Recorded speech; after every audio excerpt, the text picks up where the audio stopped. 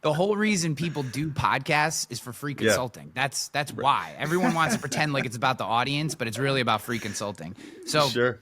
I asked you the question I ask all guests before they come on. Is there anything that's like on your brain that's got you kind of thinking or your wheels spinning? Because as much as I always have a direction, as I told you, I want to talk about the shit that you're fired up about. That's Sure. what makes this fun. And you had a conversation with one of your clients, and I'd love for you to just maybe break down what you described to me before I told you to yelled at you to stop so that we could get it on air. Just break that conversation down because I think it's a great place to start. Sure. So, hey, listeners, thanks for being here. I'm Adrian Kahler. So professionally and just as a passion in life, I search for the most meaningful conversations to get leaders into effective action. But I end up coaching fascinating people from all over the world and all different industries. And the one that Ryan's talking about here is a conversation I had yesterday with a leader who's the brand leader of the fastest growing cosmetic brand in the country. And I got connected to her because she's ex-Nike, and I coached a bunch of Nike people, and she's elevating and elevating and elevating. And her boss just said to her yesterday, make sure you're not mothering your team, her executive team. And I had asked her, well, did you ask him what he meant by that? And she said, no, they kind of laughed it off. And she just assumed she knew what he meant.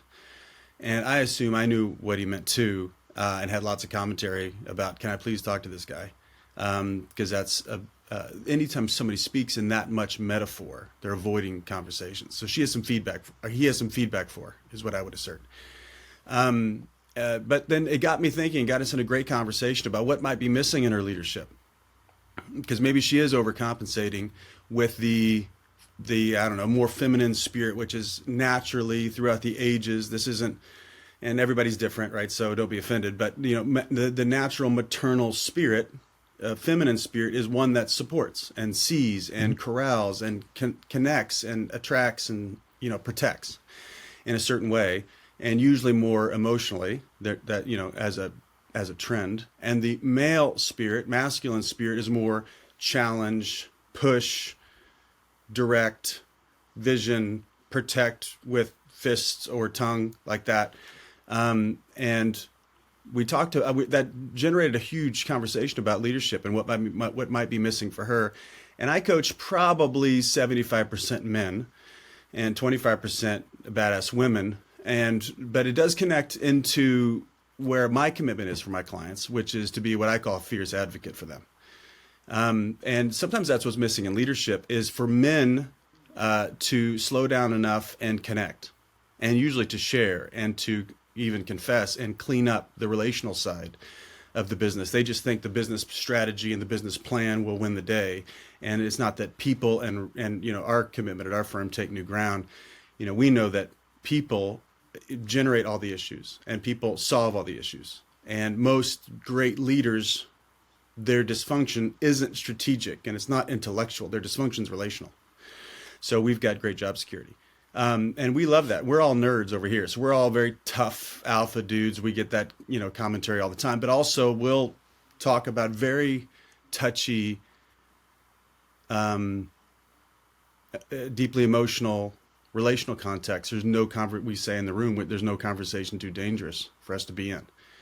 So anyway, you're asking what's on my mind. I'm just thinking about how men need to slow down and be more vulnerable in general. Women might need to slow down and say the thing that might, metaphorically speaking, kick the young one out of the nest. Men's dysfunction is get out of here and I don't care if you come back. That's dysfunction. Women's dysfunction is stay here forever and I don't care if you grow. And I'm speaking in hyperbole, obviously, but there's lots of room in between that, especially if we mold those together as leaders, which is like, hey, I'm going to connect with you deeply no matter what. Even if you don't work for me, I'm here for you. And if you're going to work for me, you better have it up to the right trajectory personally. Like, you need to develop yourself and continue to get better and be ruthlessly connected to current reality, which is always quite frightening for everybody, to put your arms around results. Results are the mirror for what I actually intended, not my story about what I intended. Does that make sense? It makes a lot of sense. I was actually talking to one of my counterparts. I'm the executive chief marketing officer for a AI company, and Cool. I was talking to one of the executives about, in particular, oh my gosh, I just lost my question. You got it. Well, I'm going to ask you a different question. The audience knows that I do that sometimes. I'll come back to it. I want to dig into before I come back to where I was going there. You said something that just absolutely captured me. When someone speaks in metaphor, they're avoiding. Can you dive into that while I try to re-rack my brain for the other question that I wanted to ask you? No problem. Well, language always has intention. Always, 100%. So we never say anything or don't say anything on accident. So I'll try not to get lost here in some philosophical, but it's good to put a framework up here. So in my world, I'm always paying attention to a handful of things. One is this formula. I'm guessing your audience loves formulas. So here's a formula for you guys. P plus E plus O over C equals transformation. So P is patterns, E is emphasis, O is omission over context. Context is vision, goals, whatever, like what we're actually up to. Patterns, emphasis, omission over context equals transformation. So when someone speaks in generalities, they're avoiding something. So when they speak in generalities, what they're doing is trying to, there's so many ideas here, mesmerize the person with an unknown statement that means whatever they want it to mean, and it's a gesture towards what they're meaning. And so let's just say we both like the Bills. And it's not specific what I mean by that, but you're from that part of the country.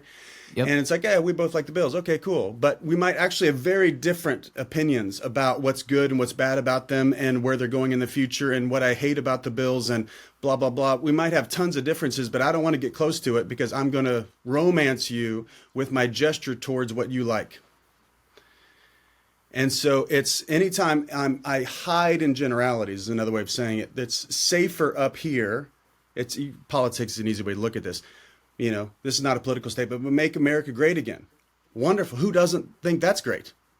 Of course, that's awesome. Now chunk that down and people start to fall off the wagon at some point in the funnel, if you will. So there is danger in specificity. There's safety in generality. That's my point. And I could think of 100 reasons why that's true. Yeah, I love that. On the show, I refer to what you just described as glazing, right? We like to just put a little glaze on what we're trying to say to make it seem shiny and nice, but we never want to dig in. I figured out what I wanted to ask you, or at least get your take on. We were talking internally about this particular thing with our sales team and how the story, I saw this stat online, I think maybe Simon Sinek had shared it, that we feel 90% of the win in announcing the thing that we're going, in announcing the goal, right, without ever hitting the goal. So right. By announcing the goal, we're actually capturing all the dopamine and all the positive emotion that comes with hitting the goal, and right. we haven't even done the work yet. And what yes. we were in the conversation we were having internally was around, it's okay to have these goals, but I don't want to hear about what you're going to do.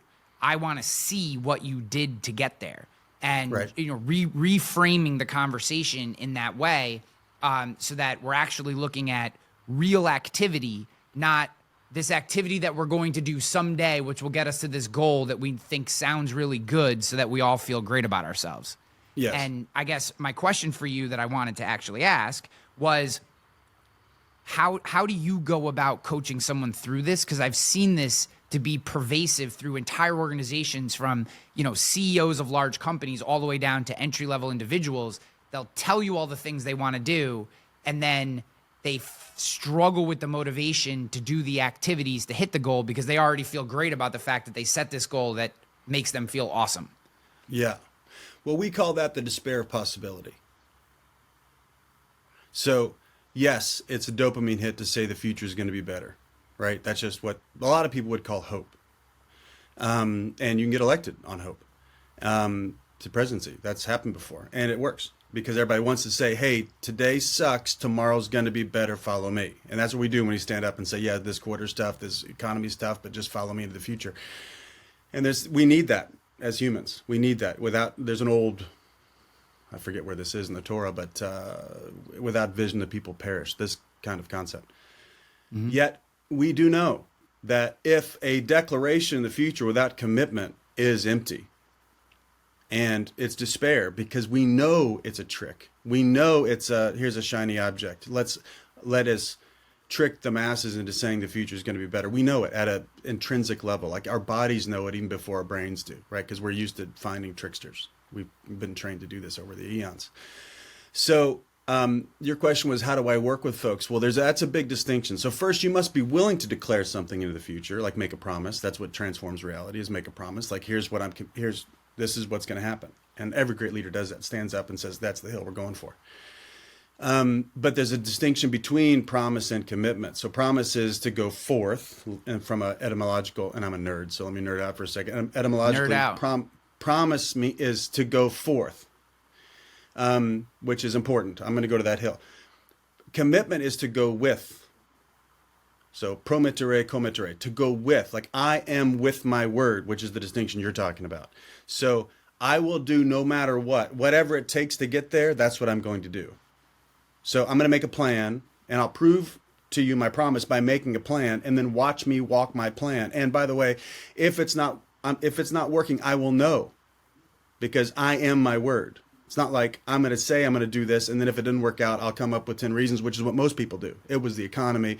It was the stupid team. It was the competition. It was my family member that died. Whatever. Fill in the blank about what external, circumstance generated my failure, which is what the human mind is apt to do, is be a victim to circumstance. But if you're heroic, then you say, oh, I form my circumstances around my commitment. That's what heroes do, right? Yes, most people won't do that. They can, but they won't. Heroes decide to do it anyway. So when I'm working with people, what usually is missing is if they are deeply connected to the future, like we're talking about, like I'm clear about where I'm going and where we're going, that's necessary. But that's kind of easy, and it's very satiating. It's like eating Skittles. It's great, for short term. Skittles ask are my kids. They love it. But what they don't do is get equally connected and committed to current reality. Like a knowledge of, a deep understanding of what's happening now.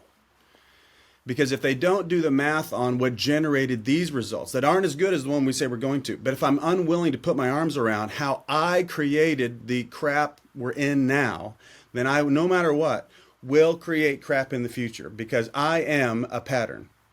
And if I don't question myself as a pattern, I will naturally do what my pattern does. Right? So I might have a great vision, have a great plan, but burn people out. That's what got me here. That's what will happen in the future, because I am that pattern. So people aren't willing, because it's more vulnerable and it takes more humility to own current reality, and furthermore, own how each person around the table co-created what we have. We tend to like to peg it on somebody, and it was the CEO or the CFO or the CSO or the CMO like you or whatever, and it was that person, instead of, oh, no, every meeting I was in, I created the outcome, even if it wasn't my meeting. So if a team is willing to take that level of ruthless, rigorous responsibility, then we've got a whole ballgame. Then nothing can stop them. If I'm listening to this and I look out over my team and the table that we sit at and talk, and I don't see that. Right, I see the finger pointing. I see, This was Steve's job or Tammy's job or Sally Sue's or whoever, and they're the reason why this project didn't get completed. I have that finger pointing going on. Yeah. How do I start to break down that culture to get to what you're describing? You call me. I mean, that's what, you don't have to call me. Call somebody, because you're in the culture. So first off, it is hard to do surgery on yourself, and most people won't. And to be honest, most of us can't, including the guy talking right now, because I am so entrenched in my thinking. And not a lot of our thinking is novel. Most of it's wired into us. And so it's really hard. There's an old transformational saying that, you got to get outside the box, but the instructions to get outside the box are on the outside of the box. So you need to get some feedback, and and that's horrific for us as human beings, because we're very, without even thinking about it, we wake up into the world egomaniacs. That I am a certain way. This is who I am, and this is who you are. And it is Tammy.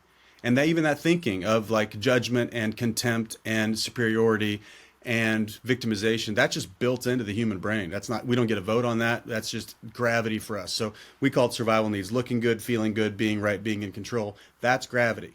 Now, you can get past that. You can get beyond that, or maybe even stand on that, the metaphor we'd really use, because that's not going anywhere. But we can look out from that view and then see something. So to more succinctly answer your question, you start with yourself and say, what's here? And get real about what's here. What are the dynamics? And can I get language around them? You must put language around dynamics. That's the first thing. Language gives us handles for reality. And we all have a sense of what's happening, but we all have different language for what's happening. So if I'm running the show, if I'm the CEO, if I'm answering the question like that, then I got to work to get language around the current dynamics. And we've got tons of frameworks for this, by the way, but this will just give the bullet points. Get language for it. Now, think about, if nothing changes, what'll happen next? And walk all the way out. We call that the parade of horribles. So if this doesn't shift, what's going to happen? You got to walk it all the way to death, essentially, of the company. Maybe even everybody gets fired, including you, and public ridicule, and kids run away, and they're blah blah blah. Like, let it get dirty. Because the human brain, it moves 5 times faster to escape hell than to pursue heaven. We know that. So you got to let it get bad, because it is true. Something like that is true, that if I don't transform this, which might be shut the company down, it might be fire everybody. But anyway, there's lots of layers in between. But if I don't transform this, hell's coming. And you have to motivate myself to shift, because nothing has worked up until now. That's what we know, that we let it get here on purpose, not on accident. There are payoffs for it being dysfunctional. These are types of thinking that people don't do. Because people say, it's dysfunctional and I hate it, but they don't mean it. Like, they mean it to themselves, but it's not true, is what I really mean by that. It's dysfunctional and I love it. How do I know that? Because it's dysfunctional. And if I say, how long has it been this way? They'll say, oh shit, 3 years. And I'll say, great, this is what you like. And they'll say, no, it's not. And I'll say, prove it to me. And they don't have an answer, because they've tolerated it up until now. So there are payoffs to the dysfunction. Have I lost you? Are we good? No, you haven't lost me. The opposite. These are my favorite episodes. I have like 4,000 different directions that I want to go. So let me finish. I was just making sure. Sometimes I get too philosophical or too way out there, and I lose people. So anyway, this is the type of rigorous honesty that someone must take on to transform. Then transform is very distinct from making something better, if that makes sense. We don't want incremental change. We want to transform the thing. So to transform it, the only thing that generates transformation is someone's willingness to take rigorous responsibility for current reality, and to be willing to own that and still be hopeful and still be clear about what they're committed to, like the phoenix from the ashes type idea. Like, okay, it's that bad, and I can still choose tomorrow who I am right now. Like, choose for tomorrow. Like, it will get better, because I will transform. And if a leader that stands up and does that can shift a whole room. There's a reason why they don't. And there's a reason why I don't at times. Because I take guts, and I have to be willing to die, like figuratively and, whatever, maybe financially, maybe I get fired, maybe blah, blah, blah. Like, there's a lot of risk in there. But if you're willing to die, then you can, it's like that bet. My dad's watching Band of Brothers here. I'm home for Thanksgiving. And there's a famous scene from Band of Brothers where the sergeant or the lieutenant, the good looking guy is, and he's in the foxhole with the new guy. And the new guy's like literally pissing his pants. You remember the scene? And he says, oh, the problem is you haven't died yet, or something like that. Like, the guy already was ready to die, therefore he could go win the battle. That type of idea. So if you take personal rigorous honesty and do a real clear accounting, and then open that up as a leader, like, hey guys, this is horrible. I know it's horrible. I know you guys hate each other. I just did this in a meeting with a client, like this clearly, this rigorously. I said to them, hey, if I'm involved, we're going to transform this culture. And some of you don't want the health you say you want. And you need to go back home and think about it, because you're used to dysfunction. And health is going to require a lot more from you than the dysfunction has. And then they were like, arguing with me for a while, but they got it at a deep level, and they were all nodding by the end. They're like, oh yeah, okay, I'm gonna have to be honest now. I used to be able to hide and gossip. Now I have to be honest. So as a leader, if you're willing to do that, take rigorous honesty, have all the conversations you've been avoiding, set the standard moving forward for yourself first and then other people. And then you don't avoid anything moving forward. Like results are a manifestation of conversation always. So it all comes back to the conversational level. And most leaders would rather not talk about the issues just because we're humans, and a lot because we're dudes.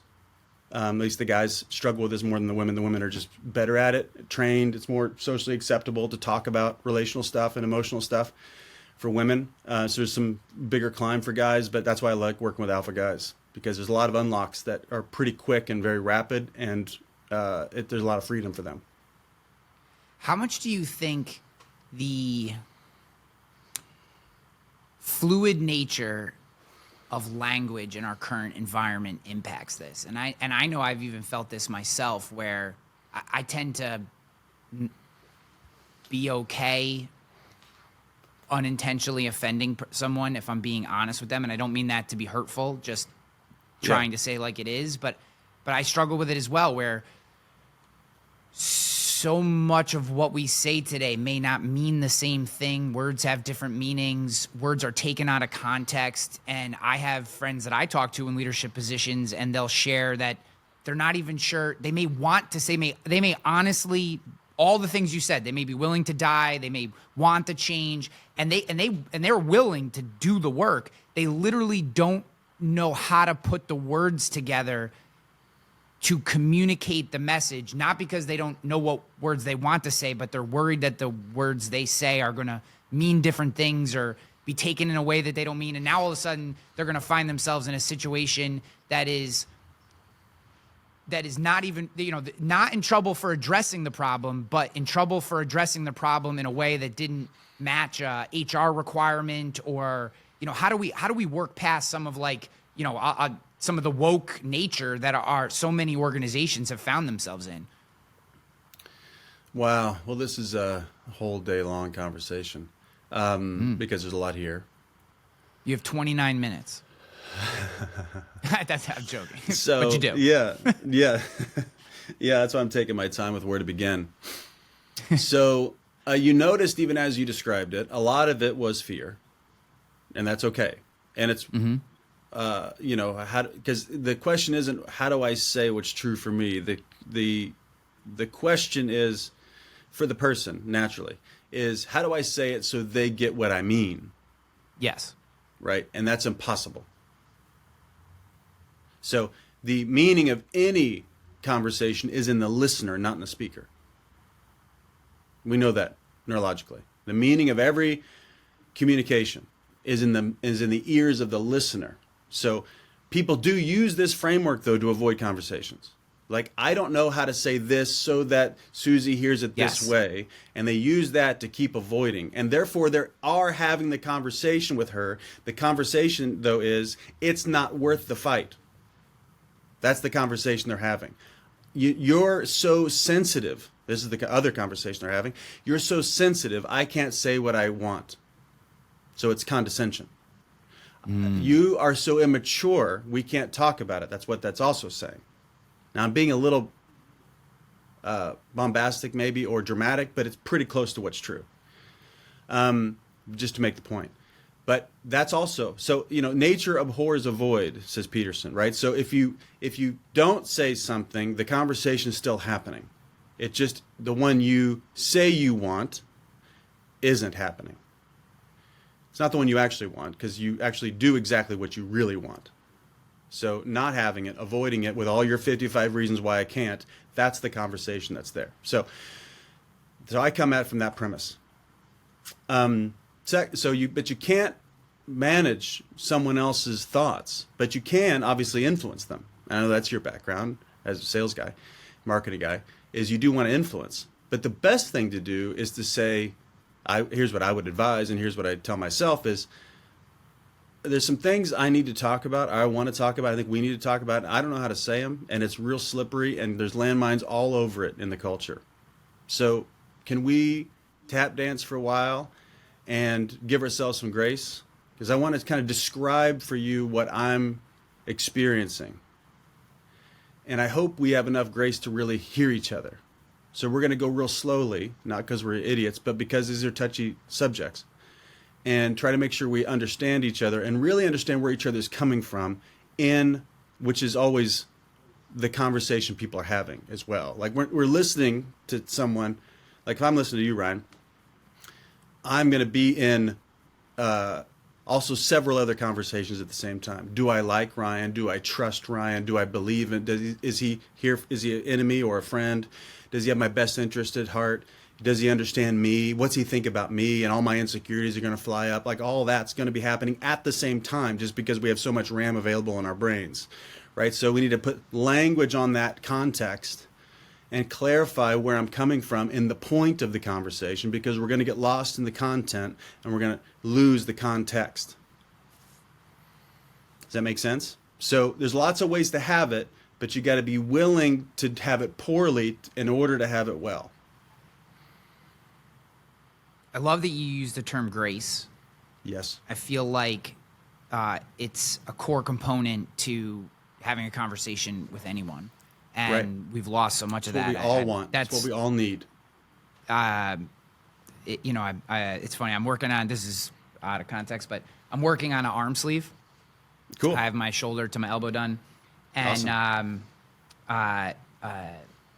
It's not fully in context of the biblical quote, but I just was working with my tattoo artist. I'm going to have grace upon grace put right on my forearm where I can see it as a reminder to myself, right? Because so much of communicating is actually hearing the feedback that you get post what you say, right? We say something to someone, and then we want to be heard so badly, and we barf our thing onto them, and then we don't do for them what we wanted them to do for us. Right. And it's like we want grace from them, but we then don't give them the grace to have the response, like you said, right? They're going to hear it however they hear it, regardless of what you say. And we have to be just as willing as leaders and as communicators to take that feedback and give them grace for their response, be it poor or angry or depressed or disappointed or excited, whatever that feedback is. And do you have a method, and I just want to stay on grace for a second, a method or philosophy, formula for cultivating more grace in ourselves? Is it a daily reminder? Is it maybe meeting prep? I know one of the things I did, I had a very poor meeting. One of the poorest meetings I've ever had.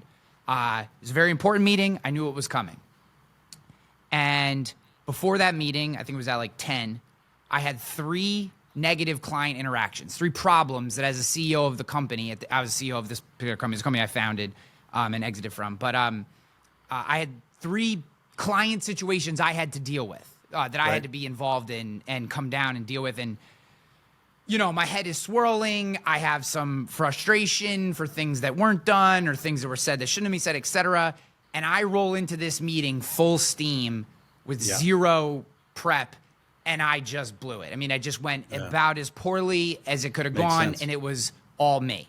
And what I then just did from that point on and forever was build a 10-minute or 5-minute, if I don't have the time, period to kind of reset myself and say, okay, I'm coming into this meeting. Here's the point, right? And one of those things that I say, especially when I know it's going to be maybe just like something beyond a tactical conversation, is I literally will say to myself, grace upon grace. It's why I'm tattooing. I'm at grace upon grace. Give yourself grace, give them grace, whatever. But it's not an easy thing. It's a simple concept, but a very tough concept I find sometimes to internalize. How do you recommend leaders work on that aspect of themselves? Yeah, man, I love your questions. Or do you? Sure. There's like a couple main things that come to mind. Personally, and then kind of scientifically. So, and I'm a grace guy. Just background for people listening. I was a pastor for several years. I'm a nerdball. I have a master's in theology. I'm I was just in this conversation in my kitchen with my son, my 10-year-old son, because I also have a very storied past. You know, I've got could rip the paint off these walls with my scandals and my, you know, over drinking in my first marriage and my womanizing and very unfaithful to my first wife and just a mess, right? I was doing what a person that's a mess does to deal with the mess internally, right? So I needed grace. So I'm not like a got it together guy. I'm not a got it together coach. And let me tell you the 5 things because I figured it out. Yes, I do have some pretty cool ideas or helpful ideas that have been helpful to me. You're in good company, my friend. You're in good company. Right on. Don't worry. Anyway, so all that to say, I don't have any shame about that. And I feel like I feel the potential, whatever, those even saying all that, but it's also I've forgiven myself, right? So, but you know, as I'm talking to my kids, I walk through this with them because I want them to understand why mom and dad are together anymore. And it's not just all me either, of course. But I also am never going to throw their mom under the bus. Ever, as a commitment. And so anyway, just in the kitchen with my son, I was just saying, hey man, we all tell the truth and we all lie. We do. And if you meet someone that says they always tell the truth, run from them because they're lying. That's a lie. Everybody lies. Not like we should lie, but our nature is to protect oneself. And so we will lie or at least not tell the whole truth to do that. And we ought not, we will pay the price. Like consequences are always coming for every lie. And I've got those stories. And, but so we're always this mixed bag of telling the truth and not telling the truth. And as soon as you're honest about your deception, you're now an honest person. It's weird. Like, you know, so all that to say with the grace concept, you know, I am what I'm committed to. I'm not what I've been. And that's tough. Because, you know, Freudian psychology is the opposite of that. Freud said, and everybody bit it, hook, line, and sinker, that I am etiological, he called it, right? I am the effect. My history is the cause. And that's just not true, unless you want it to be true. If you want it to be true, it's 100% true, and I'm dysfunctional because my dad and my mom and where I grew up and my color of my skin and my social, blah, blah, blah. That can all be true for you if you want. But it's not true. It's just real for you. So grace is... even though all that is so, like that happened, I made those decisions. I'm not that person. For me, that's what grace is. I am forgiven. I forgive myself. I'm a God guy.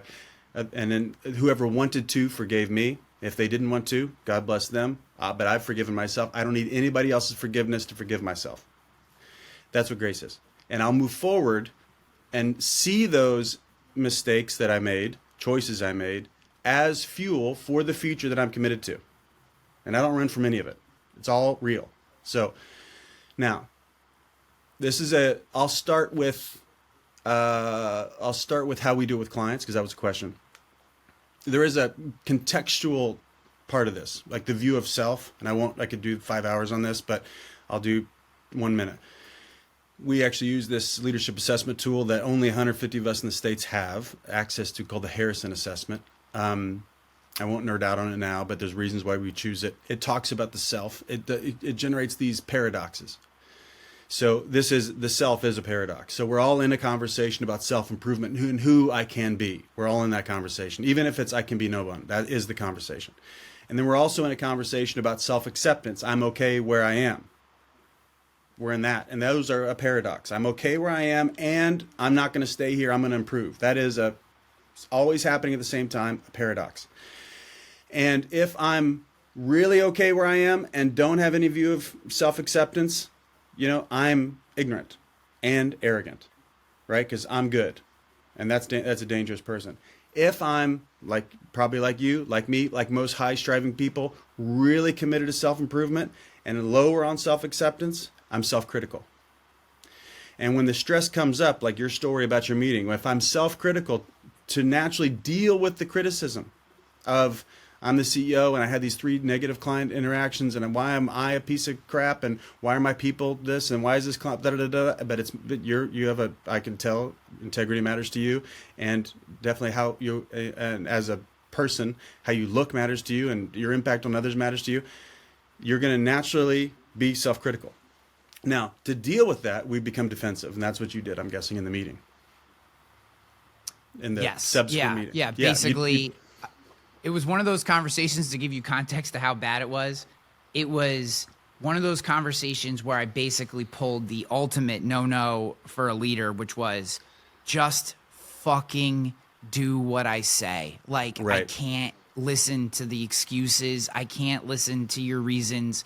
Like, we have to get this hill taken, and everything you're saying to me is nonsense Noise. to take in Noise. the hill. Like, just fucking do it. And that statement, and I know, like, literally as it was coming out of my mouth, dude, like, the other part of me is going, what are you saying? But the bad version, the devil Sure. side of me is just Yeah. had full control in that moment. Right on. And, you know, Yep. it was like, it's like watching a car. It was like watching a car wreck in slow motion. And as soon as I hit end on the Zoom meeting, I was like, I knew every mistake I had made. I knew it was not, you know, I'm like, that's not who you are, blah, blah, blah. Like, I literally, you know, I don't coach or have clients like you do, but I have done some Yeah. coaching, and like, this is like Sure. 101 leadership. Like, never tell them, Yeah. just do their fucking job. Just like, never shut the say that fuck term up. ever. Yeah, Oh that's my right. God. Yeah, it was so bad. It was so bad.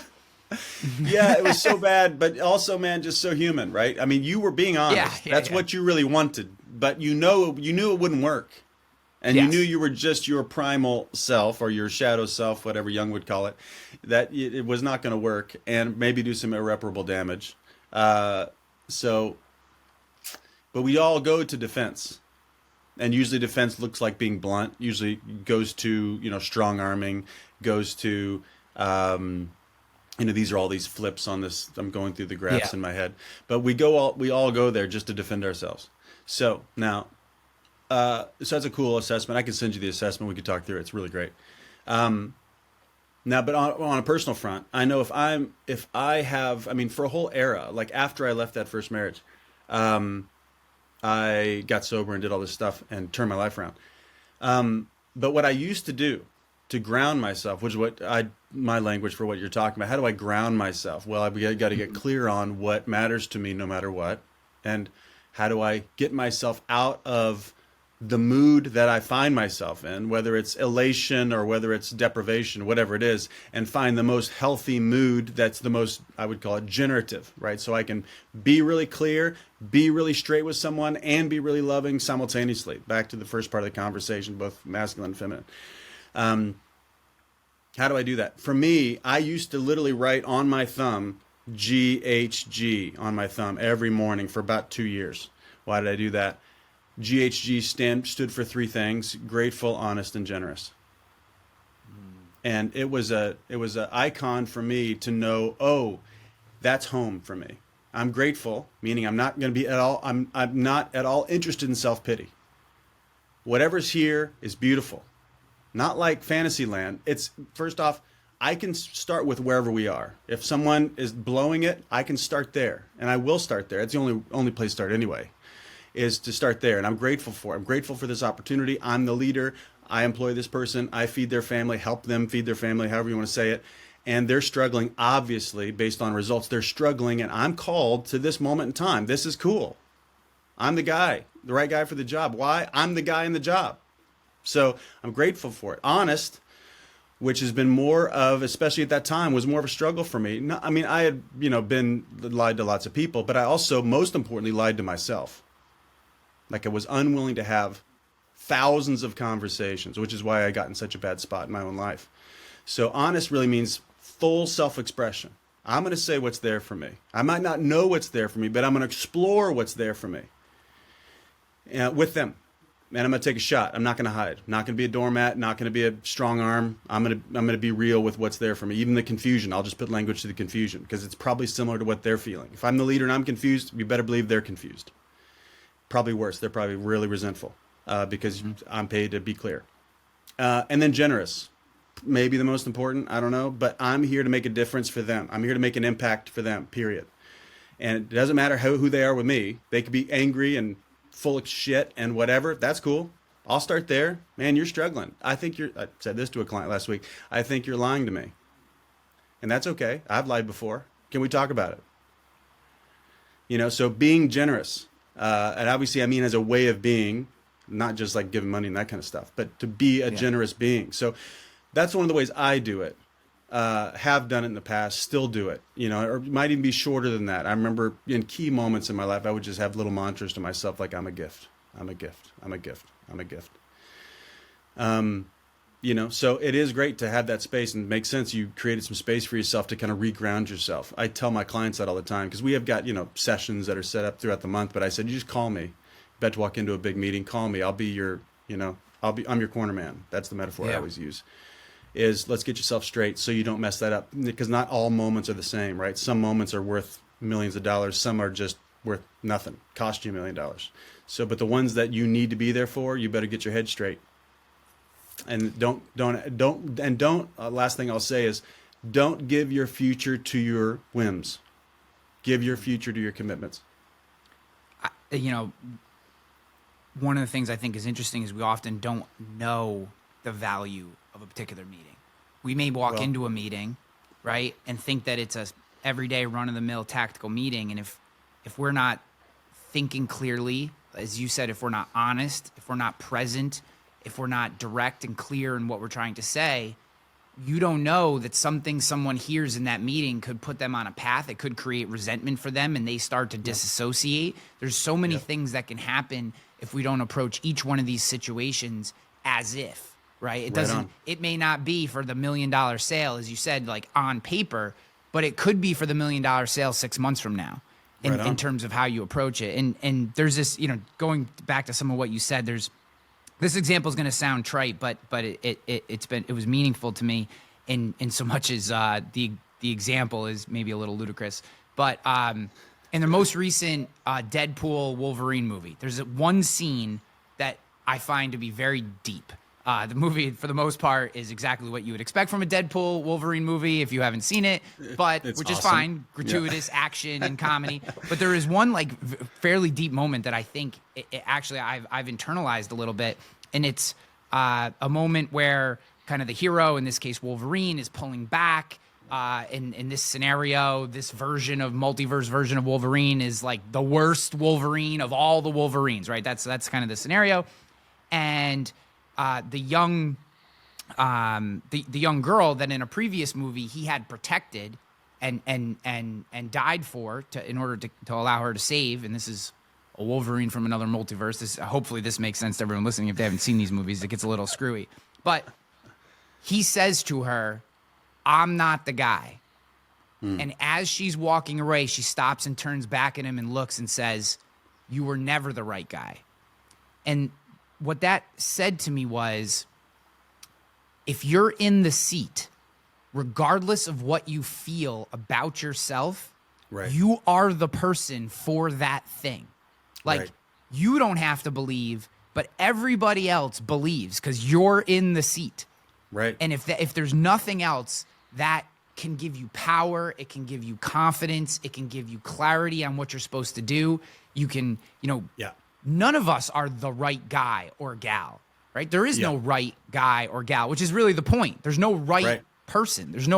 It's can you be the thing that you need to be in that moment to achieve the goal that needs to get done? And sometimes that's, being more masculine. Sometimes that's being more feminine. And most of the time, it's having some ability to intermingle the two in whatever appropriate mix makes sense to execute the mission. And my question out of this diatribe is, many of us stay surface, right? We find ourselves in these places because you said something that I wrote down that I've been waiting to come back to. Specificity is dangerous. And I think the reason we stay shallow and we stay high level is because if we crack the surface and try to become more, what if more of me still isn't good enough? Right. And when you approach people, and with all your background in theology, and I'm obviously a believer too, my tattoo is the American flag with an inset cross. I firmly believe in have a very strong relationship with God. But how do we work through that mindset as leaders? Because to me, to get to all this depth that you've discussed, right, we have to be willing to take that first step which is being okay with trying harder and still being okay if we fail. Yeah. Wow. You're right in my wheelhouse. This is what I care about. This is why I do this work, because it's primal. Like everybody. There's this quote that a client of mine told me. I think it's a Don Miller quote, if you know Don. I think it's Don. Maybe he was quoting somebody else, but he said, we all yearn to be fully known and to be loved anyway. Obviously alluding to the fact there's shit in all of us that we don't want to be public and we're scared to death of, and we're irredeemed still, and all those things, and the devils we fight in our private lives, and things we're unwilling to face, and we all have that. All of us, every single human, I would assert, has that. And that's what we're dying to say and dying to have heard, and then someone to look us in the eye and say, hey, I'm with you. You're okay. Love you anyway. Because for me, that's the voice of God. That's the most beautiful thing about the whole redemption story, is that, oh yeah, you are. It's worse than you think, and you're loved more than you can imagine. That, it just gives me goosebumps, because we're all dying for that. I know I am. It's become popular, this imposter syndrome framework, become popular because this is it, right? This is the, what if they think of me like I actually privately think of myself? And then people say they suffer from imposter syndrome. They don't. We just have language for it now that helps me know what I'm still avoiding and helps me know the risk I'm still unwilling to take. So you can tell all my language is always hyper responsible, so it comes off maybe kind of harsh.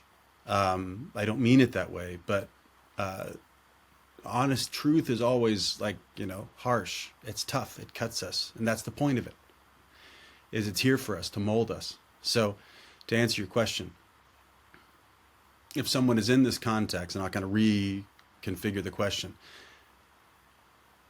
there are parts of us that, well, a handful of things. First off, whatever confession you end up making, whatever you say to your group, I always say, the leader's confession is he's the last one to the party. Everybody knows. Whatever you are going to say to your group or say to your team that seems so vulnerable to you, they talk about it already. Trust me. They know it. So you're the last one at the party. Whatever you're going to decide to finally own in public, they've known it for a long time. So that's relieving, kind of. It's kind of not relieving. But I would say that your impact speaks more than your intentions. But you'll be more free. And this is, I think, the leadership into the next generation. The more honest a leader is, the more magnetic they will be, which is different than the more impressive the leader is, the more magnetic they will be. That's previous generations. The future generations are just dying for an honest conversation because the world is weirder and weirder and tougher for them. And that's a whole day long seminar about why I say that's true. But so the more honest you will be, because it's always never an ability, it's always a willingness. Because can you be? Sure. Are you willing to be is the only question that matters. And that's is am I willing to take the gamble? That if I'm honest, they won't run. If I'm honest, will they get closer? If we have the conflict, will there be more trust or less?